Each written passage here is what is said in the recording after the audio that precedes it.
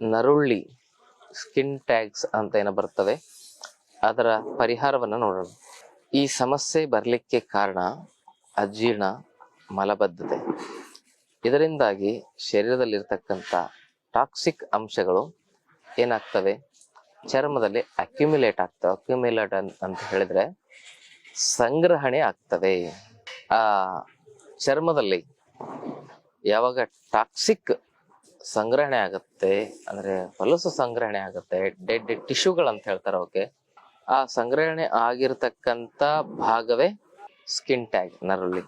ಹಾಗಿದ್ರೆ ಇದಕ್ಕೆ ಪರಿಹಾರ ಏನು? ಬಹಳ ಜನ ಇದನ್ನೇನ್ ಮಾಡ್ತಾರೆ ಅಂದ್ರೆ ಲೇಸರ್ ಸರ್ಜರಿ ಮೂಲಕ ಆಪರೇಟ್ ಮಾಡಿ ತೆಗಿಸ್ಕೊಳ್ತಾರೆ. ಅದು ಒಂದು ಕಡೆ ಎರಡು ಕಡೆ ಇದ್ರೆ ಅದೇನು ಒಂದ್ ಲೆಕ್ಕದಲ್ಲಿ ಓಕೆ, ಆದ್ರೂ ಮಾಡಬಾರ್ದು. ಲೇಸರ್ ಸರ್ಜರಿ ಅತ್ಯಂತ ಅಪಾಯಕಾರಿ. ಚರ್ಮದ ಹಲವಾರು ಸಮಸ್ಯೆಗಳಿಗೆ ಅದು ಕಾರಣ ಆಗ್ತದೆ. ಸ್ಕಿನ್ ಡಿಸೀಸ್ಗೆ ಅದು ಕಾರಣ ಆಗುತ್ತೆ. ಕೆಲವೊಮ್ಮೆ ಅದರಿಂದ ಸ್ಕಿನ್ ಕ್ಯಾನ್ಸರ್ ಕೂಡ ಬರೋದುಂಟು. ಆದ್ರೆ ಮೈ ತುಂಬಾ ಆದ್ರೆ ಹೇಗೆ ಮಾಡಿಸ್ಕೊಳಿಕ್ಕಾಗುತ್ತೆ? ಕೆಲವೊಬ್ಬರಿಗೆ ಅಲ್ಲೆಲ್ಲ ಮೈ ತುಂಬಾನೇ ಹರಡ್ಕೊಂಡಿರ್ತದೆ. ಇಂತಹ ಒಂದು ಸಮಸ್ಯೆ ಸಂಭವಿಸಿದೆ ಅಂತ ಹೇಳಿದ್ರೆ ಅದಕ್ಕೆ ಮನೆಯಲ್ಲೇನೆ ಸುಲಭ ಹಾಗೂ ಸಹಜ ಪರಿಹಾರವನ್ನ ಹೇಳ್ಕೊಡ್ತದೆ. ಅದೇನು ಅಂತ ಹೇಳಿದ್ರೆ ಸುಣ್ಣ, ನಿಂಬೆ ರಸ, ಅಡಿಗೆ ಸೋಡಾ, ಆಮೇಲೆ ಪಟ್ಟಕ ಅಂತ ಸಿಗುತ್ತೆ. ಆಫ್ಟರ್ ಸೇವಿಂಗ್ ಏನ್ ಮಾಡ್ತಾರೆ ಅಂದ್ರೆ ಅದನ್ನ ಹಚ್ಚಿ ಉಚ್ತಾರ ಮಖಕ್ಕೆ, ಪಟ್ಟಕ ಅಂತ ಹೇಳ್ತಾರೆ ಅದಕ್ಕೆ. ಆ ಒಂದು ಪಟ್ಟಕ ಅದನ್ನ ಪುಡಿ ಮಾಡ್ಬೇಕು, ಕುಟ್ಟಿ ಈ ನಾಲ್ಕನ್ನು ಸಮ ಪ್ರಮಾಣದಲ್ಲಿ ಸೇರಿಸ್ಕೊಳ್ಬೇಕು. ಪಟ್ಟಕ, ಅಡಿಗೆ ಸೋಡಾ, ನಿಂಬೆ ರಸ ಮತ್ತೆ ಸುಣ್ಣ, ಇದನ್ನ ಸೇರಿಸ್ಕೊಂಡು ಚೆನ್ನಾಗಿ ಕಲಸಬೇಕು. ಕಲಸಿ ಅದನ್ನೇನ್ ಮಾಡ್ಬೇಕು ಅಂತ ಹೇಳಿದ್ರೆ ಎಲ್ಲಿ ಸ್ಕಿನ್ ಟ್ಯಾಗ್ ಆಗಿರ್ತದೆ, ಎಲ್ಲಿ ಸ್ಕಿನ್ ಟ್ಯಾಗ್ ಆಗಿರ್ತಲ್ಲ ಅಲ್ಲಿ ಅದನ್ನ ಒಂದು ದೀಪದ ಕಡ್ಡಿಯಲ್ಲಿ ಕಲಸಿ ಅದರ ಮೇಲೇನೆ ಇಡಬೇಕು. ಏನಾದ್ರೂ ಚರ್ಮಕ್ಕಿಟ್ರೆ ಚರ್ಮ ಎಲ್ಲ ಬೆಂದ್ ಹೋಗ್ಬಿಡುತ್ತೆ, ಸುಟ್ಟೋಗ್ಬಿಡ್ತದೆ. ಚರ್ಮದ ಬಹಳ ಸಮಸ್ಯೆಗಳಾಗ್ತದೆ. ಎಕ್ಸಾಕ್ಟ್ ಆಗಿ ಅದ್ರ ಮೇಲೇನೆ ಇಡಬೇಕು.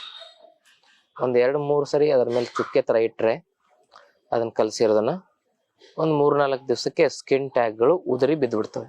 ಕೆಲವೊಬ್ಬರಿಗೆ 100ಕ್ಕೆ ಒಂದು 50-60-70% ಜನರವರೆಗೂ ಈ ಒಂದು ಸಮಸ್ಯೆ ಈ ಮನೆ ಮದ್ದಿಂದ ಗುಣ ಆಗ್ತದೆ. ಇನ್ ಕೆಲವು ಜನರಿಗೆ ಅದು ಡೀಪ್ ಆಗಿರ್ತದೆ.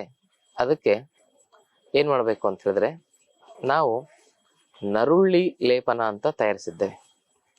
ಅದನ್ನ ಹಚ್ಚೋದ್ರಿಂದ ಒಂದು ವಾರದಲ್ಲಿ ಎಂಥದೇ ಅದು ಹಳೆ ನರುಳ್ಳಿ ಇರ್ಲಿ, ಎಷ್ಟೇ ಡೀಪ್ ಆಗಿ ಆಗಿರ್ಲಿ, ಅದು ದಬ ದಬ ದಬ ಉದುರಿ ಬೀಳ್ತದೆ. ಬಹಳ ಅದ್ಭುತವಾಗಿರ್ತಕ್ಕಂಥ ಒಂದು ಲೇಪನ ಅದು. ಅದನ್ನ ನಮ್ಮ ಆಶ್ರಮದಿಂದ ತಾವು ತರಿಸ್ಕೊಂಡು ಉಪಯೋಗ ಮಾಡ್ಕೊಳ್ಬಹುದು. ಆದ್ರೆ ಕಣ್ಣಿನ ಹತ್ರ ಇರ್ತಕ್ಕಂಥ ನರುಳ್ಳಿ ಅವಾಗ ನೀವು ಮನೆ ಮದ್ದು ಮಾಡ್ತಿರಲ್ಲ, ಬಹಳ ಸೂಕ್ಷ್ಮವಾಗಿರ್ಬೇಕು. ಈ ಪಟ್ಕ, ಸುಣ್ಣ, ನಿಂಬೆ ರಸ, ಆಮೇಲೆ ಸೋಡಾ ಇದನ್ನ ನಾ ಹೇಳಿದ್ನಲ್ಲ ಫಾರ್ಮುಲಾ, ಇದನ್ನ ಕಣ್ಣತ್ರ ಇರೋದನ್ನ ಏನಾದ್ರು ನರುಳ್ಳಿ ಹೋಗಿಸ್ಕೊಳಕ್ಕೆ ಏನಾದ್ರು ಇದನ್ನ ಉಪಯೋಗ ಮಾಡ್ಬೇಕಂತ ಹೇಳಿದ್ರೆ ಬಹಳ ಹುಷಾರಾಗಿರ್ಬೇಕು. ಯಾಕಂದ್ರೆ ಇದೇನಾದ್ರು ಹೆಚ್ಚು ಕಮ್ಮಿ ಆದ್ರೆ ಕಣ್ಣಿಗೇನೆ ತೊಂದರೆ ಆಗತ್ತೆ. ಅದಕ್ಕೆ ಇದನ್ನ ಸರಿಯಾಗಿ ಉಪಯೋಗ ಮಾಡ್ಕೊಳ್ಬೇಕು. ಈ ನರುಳ್ಳಿ ಲೇಪನ ಇದೆಯಲ್ಲ, ಇದು ಸುಲಭವಾಗಿ ನರುಳಿಯನ್ನು ಹೋಗಿಸ್ತದೆ. ಮೊದಲು ಮನೆ ಮದ್ದನ್ನ ಮಾಡ್ಕೊಳ್ಳಿ. ಆಗದೇ ಇದ್ದ ಪಕ್ಷದಲ್ಲಿ ಇದನ್ನ ತಾವು ಉಪಯೋಗಿಸ್ಕೋಬಹುದು.